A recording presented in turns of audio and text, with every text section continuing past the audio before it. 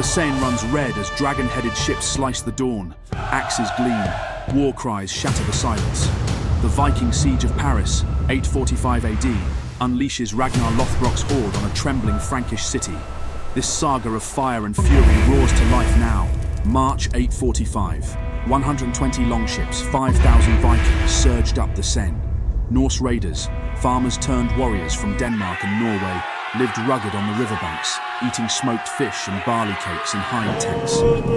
Led by Ragnar, a semi-legendary jarl, they honed axe and spear skills from youth, rowing and raiding as one. Paris, a muddy isle on the Ile de la Cité, housed 200 Frankish defenders, levies and monks, praying in wooden forts. Vikings trained for chaos, not formations. Shield walls loose, swords broad, axes double-headed.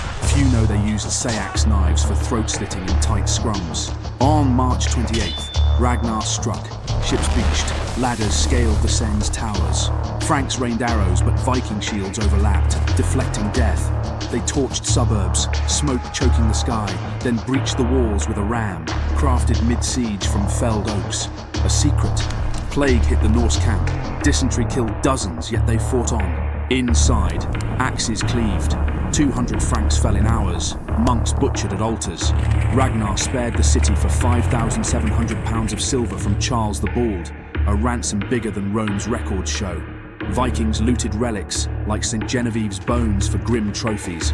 By Easter, they sailed off, leaving ash and terror. Paris rebuilt, but its dread of the Northmen lingered. The Vikings' wrath burned Paris to its knees.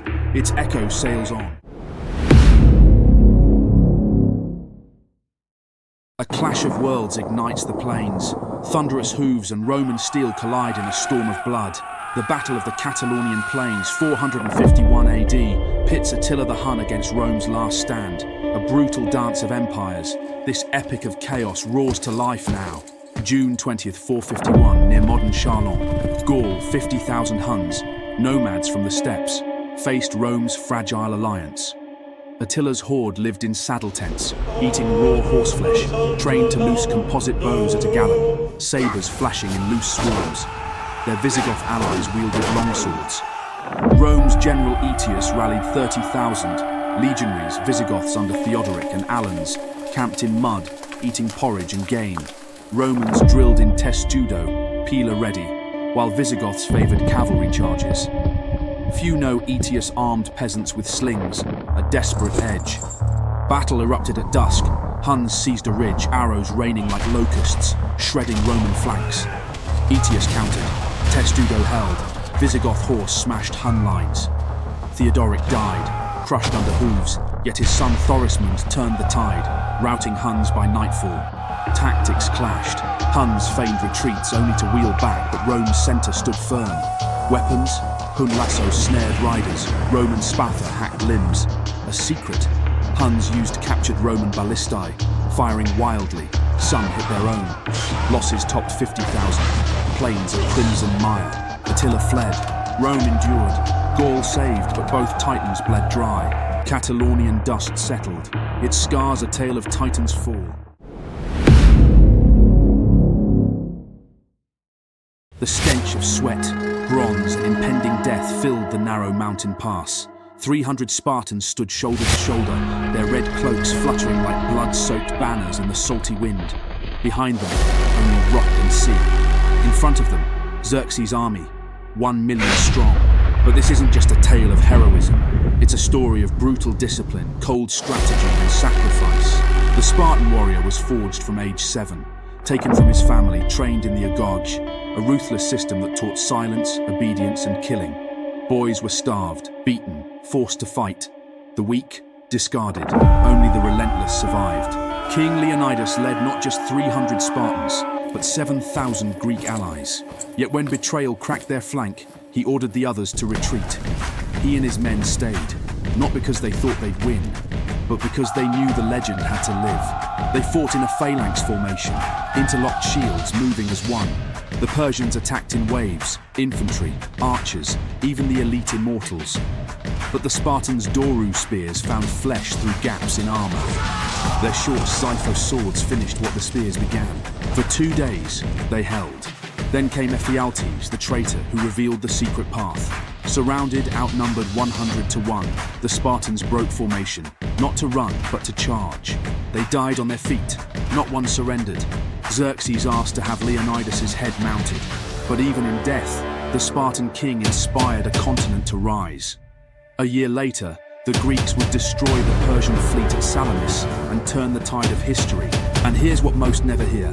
The 300 were chosen not for strength, but for their bloodlines. Every one of them had a living son, so Sparta would not lose a single family line. Thermopylae wasn't the end, it was the spark.